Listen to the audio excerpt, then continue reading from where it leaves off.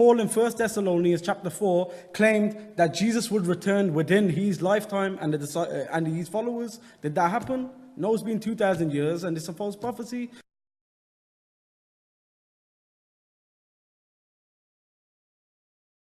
How is Jesus going to return? Is he going to return? Yes, I believe Jesus said he's going to return. How is he going to return? I don't know. Or what I mean, what's it going to look like? When's it going to be? I have no idea. If Jesus didn't know the day or hour, I'm certainly not going to know it. And the earliest Christians, including Paul, at least for a while with Paul, before writing 2 Corinthians, by the time you get to the mid-50s, it appeared that these earliest Christians believed that Jesus was coming back in their lifetime. And by the time you got to the mid-50s, Paul was seeming to come to the realization it was probably not going to be within their lifetimes. But there they were, the words of Jesus still echoing in the air at that point. The people who had actually heard him, most of them still alive. And the way they interpreted Jesus was that he was going to come back within their lifetime. It was that clear to them, and then they changed their minds on it. So if they were confused and they were that close, I just don't know that I'm going to be able to know that kind of stuff. Regarding Jesus speaking about false prophets to come after him who will deceive people, it's actually interesting that passage applies to Paul more than anybody else. Number one, Paul openly admitted to deceiving people. He said in his letters, to a Jew, I'm a Jew. To one under the law, I'm a law. To one who's not under the law, I'm not under the law. In other words, he'll act like anything to gain converts. Now that's a deceiver. Moreover, the book of Deuteronomy tells us how to test a false prophet. If they give false prophecies, Paul in 1 Thessalonians chapter 4 claimed that Jesus would return within his lifetime and his followers. Did that happen? No, it's been 2,000 years and it's a false prophecy. So that Matthew chapter 24 quote about false prophets applies to Paul. The third criterion is that the book should not have a failed prophecy. Deuteronomy 18:22 says that if a prophet speaks something and it doesn't happen, don't listen to him. In short, that is a false prophet. Now, it turns out that there are passages in both the Old Testament and the New that predict something and then it doesn't happen. For example, Paul, writing in 1 Thessalonians chapter 4, verse 17, speaks of Jesus coming back in Paul's own lifetime, so that he is included among the we who would be taken up into heaven when Jesus returns. And of course, this did not happen. It is a failed prophecy, and on this criterion, the Bible fails. Where did the modern religious right come from, using this kind of persecution language? Wow.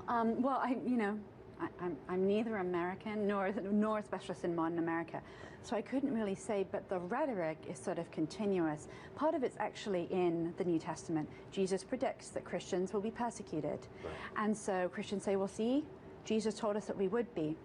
What's interesting is that when you look at the specifics of those passages, a very different picture emerges.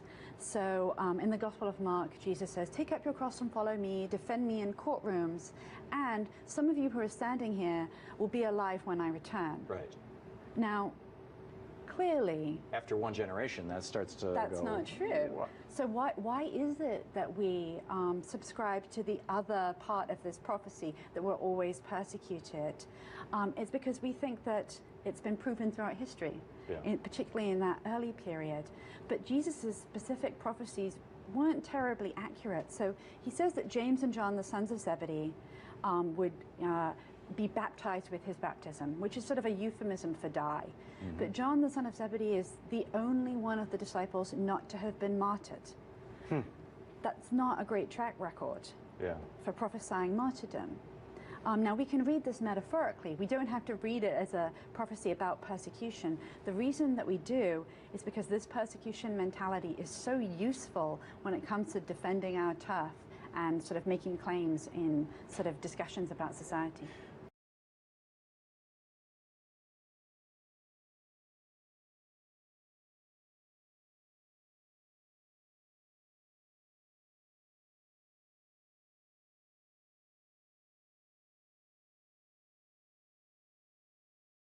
We know that the doctrine of the Trinity took a couple of hundred years to develop.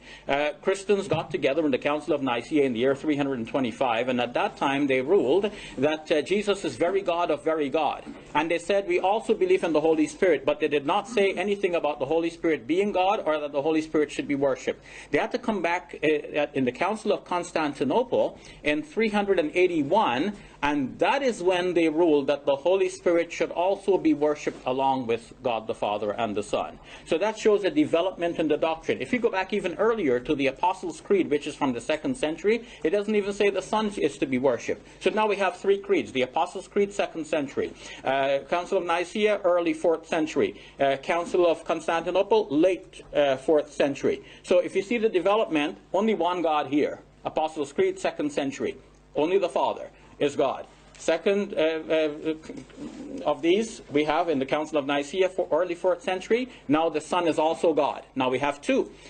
Later in that century, Constantinople, now the Holy Spirit is also God. Now we have 3. So it goes from 1 to 2 to 3. It goes from Unitarian to Binitarian to Trinitarian.